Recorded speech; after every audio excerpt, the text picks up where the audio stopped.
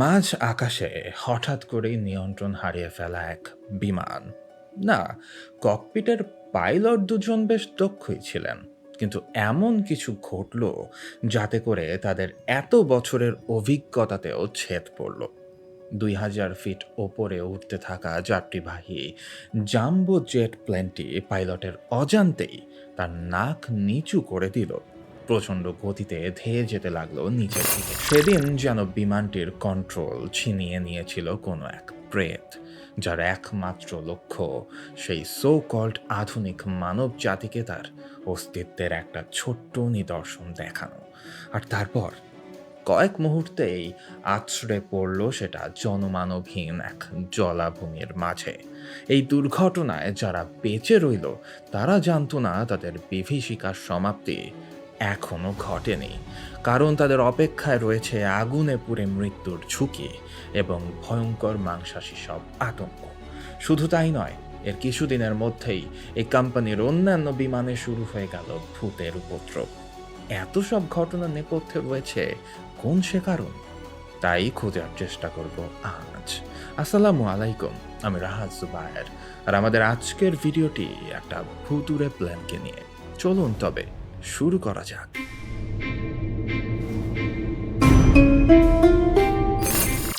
১৯৭২ সালের ২৯ December new ইয়র্কের John F Kennedy বিমানবন্দর থেকে মায়ামির উদ্দেশ্যে যাত্রা করেছিল ইস্টার্ন এয়ারলাইন্সের ফ্লাইট ৪০১।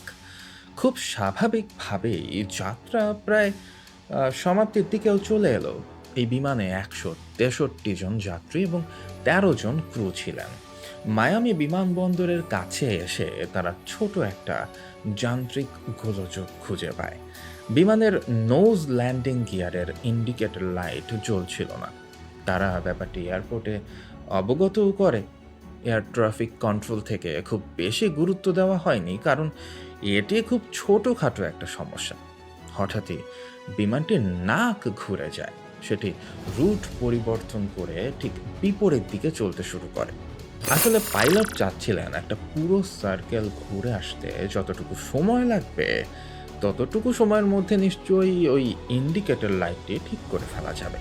তিনি বিমানটি অটো পাইলটে দিয়ে ইন্ডিকেটর সমস্যার সমাধানে গুরুত্ব দিলেন।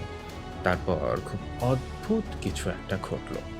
পাইলট ২,০০০ ফিট উচ্চতায় অটো পাইলট অপশন ফিক্স করেছিলেন, কিন্তু বিমানটি কোনো এক আজব কারণে তার নাক নিচু করে ভয়াবহভাবে নিচের দিকে নামতে থাকে।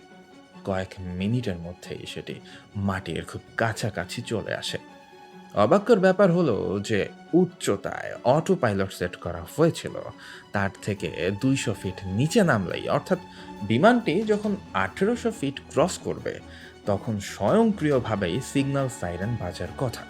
কিন্তু ককপিটে অবস্থিত ৪ জনের একজনও তা শুনতে পান না। যখন পাইলট ব্যাপারটা খেয়াল করেন তখন আর কিছুই করার ছিল না। ১৯৭ গতিতে ২৮ ডিগ্রি বাঁ দিকে হেলে থাকা অবস্থায় বিমানটি একটা জনবিরল জলাভূমির মাঝে আছড়ে পড়ে। এত কিছুর পরেও ভাগ্য সেদিন কয়েকজনের সাথেই ছিল তা বলাই যায়, কারণ দুর্ঘটনার এই মুহূর্তে ভাগ্যক্রমে জনমানবহীন ওই কুমিরে ভরা জলাভূমিতে ২-৩ জন জেলে উপস্থিত ছিলেন। পরবর্তীতে তাদেরই একজন রবার্ট মার্কুইসের ভাষ্যে জানা যায় তারা কয়েকজন সেখানে মাছ ধরছিলেন। হঠাৎ করে বিকট শব্দ শোনেন তারা। পরক্ষণেই বিস্ফোরণের শব্দ ও আগুন দেখতে পান এবং কিছুক্ষণের মাঝেই ধারণা করে ফেলেন যে আসলে ওখানটায় কি ঘটছে। তাই দেরি না করে তারা দুর্ঘটনা স্থানে এগিয়ে যান তাদের বোটটি নিয়ে। দুর্ঘটনা কবলিত স্থানটি, অর্থাৎ বিমানটি যেখানে ভেঙে পড়েছিল, সেখানে দৃশ্যপট ছিল ভয়াবহ। জাস্ট কল্পনা করুন, শহর থেকে বহু দূরের এক জনবিরল, অন্ধকারচ্ছন্ন এবং ঘন কুয়াশায় মোড়ানো এক জলাভূমি, যার চারিপাশে অজস্র ঝোপঝাড়। ছড়িয়ে ছিটিয়ে রয়েছে বিষাক্ত সাপ, কুমির ও মশার রাজত্ব। বিমানটি কয়েক টুকরোয় ভাগ হয়ে ছড়িয়ে ছিটিয়ে পড়েছিল প্রায় ১ কিলোমিটার জায়গা জুড়ে। তার কিছু অংশ ডুবে গিয়েছিল পানির মধ্যে, আর কিছু অংশ ভাসছিল কাদায়। চারিদিকে ছড়িয়ে ছিল বিমানের সিট, লাগেজ, খাবারের ট্রে, ছিন্ন ভিন্ন পাসপোর্ট আর ভয়ঙ্করভাবে মানুষের দেহের বিচ্ছিন্ন অংশ। এই দুর্ঘটনায় যারা বেঁচে গিয়েছিলেন তারা ছিটকে পড়েছিলেন বিভিন্ন দিকে। কেউ পড়েছিলেন কাদায়, কেউ বা আটকে ছিলেন ধ্বংসাবশেষের নিচে। এরই মাঝে স্বাভাবিক চেতনা ফিরে পেয়ে তুলনামূলক যাদের অবস্থা ভালো ছিল তারা উঠে অন্যদের সাহায্যে এগিয়ে এলেন। ঠিক তখনই তারা উপলব্ধি করলেন জলাভূমির জীবন্ত আতঙ্কগুলোর থেকেও ভয়ঙ্কর আর এক বিভীষিকা অপেক্ষা করছে তাদের একটু বেখেয়াল প্রচেষ্টা অথবা ভাগ্যের নির্মম পরিহাসের জন্য। আর তা হলো বিমানের ফুয়েল ট্যাঙ্ক ভেঙে বের হয়ে আসা জ্বালানি, যা ছড়িয়ে পড়েছিল চারিপাশে এবং অবশ্যই চারিপাশের পানিতে। এখন শুধু অপেক্ষা একটু আগুনের ছোঁয়া পাওয়ার।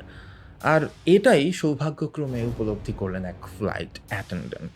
তিনি চিৎকার করে সবাইকে সাবধান করে দিলেন যেন কেউ ভুলেও আগুন জ্বালানোর চেষ্টা না করে। আসলে তাদের নিজেদের শরীরেও সেই জ্বালানি লেগে গিয়েছিল সকলের। যদি সেদিন আগুন ধরত তবে ওখানের একজনকেও আর বাঁচানো যেত না। পুরে ছাই হয়ে যেত ওখানের জীবিত মৃত বস্তুগত সকল কিছু। কিন্তু না, এই দুর্ঘটনাটি অন্তত ঘটল না। আর কিছুক্ষণের মধ্যেই সেই জেলের দলটি সেখানে এসে উপস্থিত হলো। সে রাতে রবার্ট মার্কুইস নিজে প্রায় ডজন খানেক মানুষকে সার্ভাইভ করতে সাহায্য করেছেন।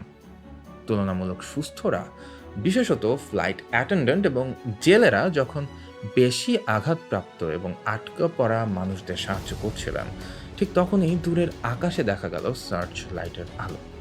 কিছুক্ষণের মধ্যেই বোঝা গেল ওটা তাদেরকে খুঁজতে আসা হেলিকপ্টারের আলো। কিন্তু অতিরিক্ত অন্ধকার ও জংলা হওয়ার কারণে দুর্ঘটনার স্থানটি খুঁজে বের করতে বেশ ঝামেলা পোহাতে হয়েছিল। কিন্তু অবশেষে সার্চ টিম তা খুঁজে পায়।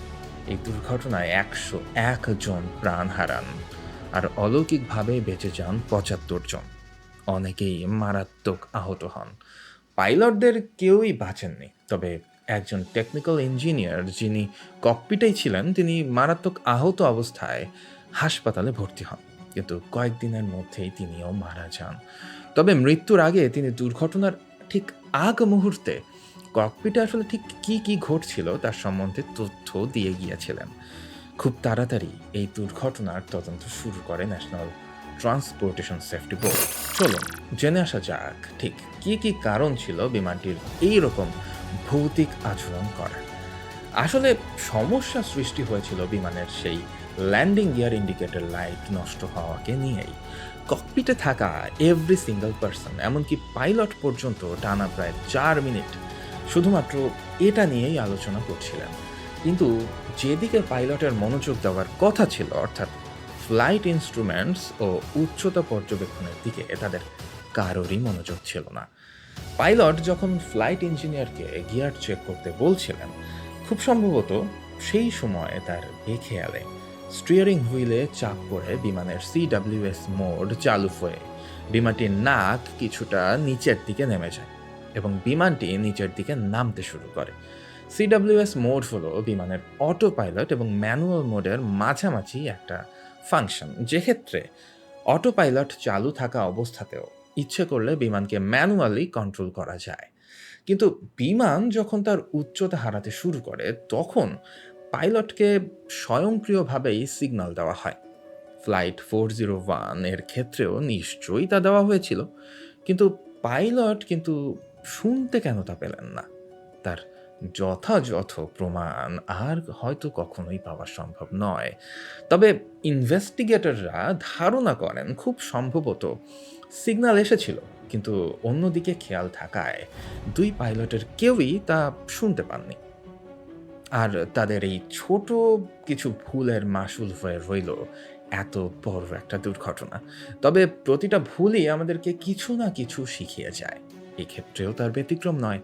বিশেষজ্ঞরা দাবি করেন ফ্লাইট 401 এর ককপিটে থাকা ক্রুদের মাঝে রিসোর্স ম্যানেজমেন্টের অভাব ছিল। অর্থাৎ কোনো সমস্যা দেখা দিলে সেক্ষেত্রে সবাই একযোগে সেদিকে মনোযোগ না দিয়ে প্রত্যেকের উচিত যার যার কাজের অংশ ভাগ করে নেওয়া। এবং অবশ্যই পাইলটকে দলের নেতা হিসেবেই কাজ করতে হবে, যা ফ্লাইট 401-এর ক্ষেত্রে অনুপস্থিত ছিল। এরপর থেকে আজ পর্যন্ত ফ্লাইটের সাথে সম্পর্কিত সকলকেই ক্রু রিসোর্স ম্যানেজমেন্ট অতি গুরুত্ব সহকারে শিক্ষা দেওয়া হয়ে থাকে। কি ভাবছেন এখানেই শেষ? অন্য কোনো বিমান হলে হয়তো শেষ হয়েও যেতে পারত, কিন্তু এক্ষেত্রে নয়। বাকি আছে একটা ছোট্ট টুইস্ট। ২৯ ডিসেম্বরের সেই দুর্ঘটনার পর থেকেই এই ঘটনাস্থল অর্থাৎ ফ্লোরিডা এবং এভারগ্লেডসের সেই জলাভূমিতে পাঠানো উদ্ধারকারী দল জেলে এবং সার্ভাইভারদের সাথে আম এয়ারলাইন্সের সম্পৃক্ততা যাদের সাথে ছিল তাদের অনেকেই অলৌকিক ও ভৌতিক ঘটনার সাক্ষী হতে শুরু করেন। বিশেষত এই এয়ারলাইন্সের অনেক পাইলট, ক্রু ও যাত্রী দাবি করেছেন তারা নাকি বিমানের মধ্যে ফ্লাইট 401-এর পাইলট বব লফট ও ইঞ্জিনিয়ার ডন রিপোর্ট ছায়ামূর্তি দেখেছেন। অনেক ক্ষেত্রে নাকি এই প্রেতাত্মা দুজন আগাম দুর্ঘটনার সতর্ক বার্তাও দিয়েছেন। একবার নাকি এক ফ্লাইট অ্যাটেন্ডেন্ট রান্নাঘরের ওভেনের দরজায় এক ছায়ামূর্তির মুখ দেখে ঘাবড়ে যান।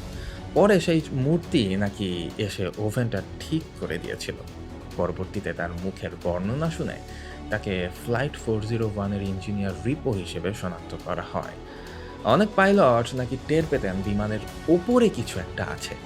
আবার একবার নাকি এক পাইলটকে ফ্লাইট 401-এর ক্যাপ্টেন লফটের ছায়ামূর্তি এসে সতর্ক করায় বড় ধরনের এক দুর্ঘটনা সেবার তিনি এড়াতে পেরেছিলেন। এইসব ঘটনার কারণে ইস্টার্ন এয়ারলাইন্সের মধ্যে গুঞ্জন ছড়িয়ে পড়ে। কোম্পানির ম্যানেজমেন্ট তাদের কর্মীদের হুঁশিয়ার করে দেন যে এইসব গল্প ছড়ালে চাকরি চলে যাবে তাদের। পরবর্তীতে জানা যায় কোম্পানি নাকি ফ্লাইট 401-এর ভেঙে পড়া বিমানের ব্যবহারযোগ্য পার্টসগুলো তাদের অন্য বিমানে ব্যবহার করতে শুরু করেছিলেন। এবং মজার ব্যাপার, ঠিক সেই বিমানগুলোতেই ভৌতিক ঘটনাগুলো ঘটত। পরে কোম্পানি চুপিসারে সেই পার্টসগুলো আবার বিমান থেকে খুলে ফেলে। দুর্ঘটনার স্থান অর্থাৎ সেই জলাভূমিতে আজও নাকি অদ্ভুত আলো, ছায়ামূর্তি ও শব্দের আনাগোনা শোনা যায় অথবা দেখা যায়। এই ভৌতিক ঘটনাগুলোর উপর ভিত্তি করে ১৯৭৬ সালে জন জি ফুলার লেখেন তার বিখ্যাত বই দ্য কোস্ট অফ ফ্লাইট 401, যাতে বিস্তারিত সাক্ষাৎকার ও প্রত্যক্ষদর্শীদের অভিজ্ঞতা তুলে ধরা হয়েছে। তৈরি হয়েছে টিভি মুভিও। বিখ্যাত প্যারানরমাল ইনভেস্টিগেটর দ্য ওয়ারেন দম্পতির মিউজিয়ামে স্থান পেয়েছে ফ্লাইট 401-এর কিছু ধ্বংসাবশেষ। আপনার কি মনে হয় দুর্ঘটনায় আক্রান্ত কোনো বিমানের খণ্ডিত অংশের সাথে প্যারানরমাল অ্যাক্টিভিটিসের সম্পর্ক কি? এমন ঘটা আদৌ কি সম্ভব? যদি এমন হয়েই থাকে তবে এর কারণ কি? আর তাই যদি হয় তবে আপনার বাসায় স্থান পাওয়া কোনো সেকেন্ড হ্যান্ড আসবাবপত্রের আবার এমন কোনো অতীত নেই তো? অতি প্রাকৃতিক ঘটনার সম্মুখীন হওয়া থেকে আপনি নিজে নিরাপদ তো? আমরা অপেক্ষায় রইলাম আপনার কাছ থেকে আপনার অভিজ্ঞতা শোনার। আজকের ভিডিও এই পর্যন্তই। এমনই রোমাঞ্চকর, অপার্থিব, প্রহেলিকাময় সব তথ্যে পরিপূর্ণ ভিডিও মিস করতে না চাইলে সাবস্ক্রাইব করে ফেলুন আমাদের চ্যানেলটি, আর ফলো করতে ভুলবেন না আমাদের ফেসবুক পেজটি। আগামী পর্ব দেখার আমন্ত্রণ রইল। Till then, lights out.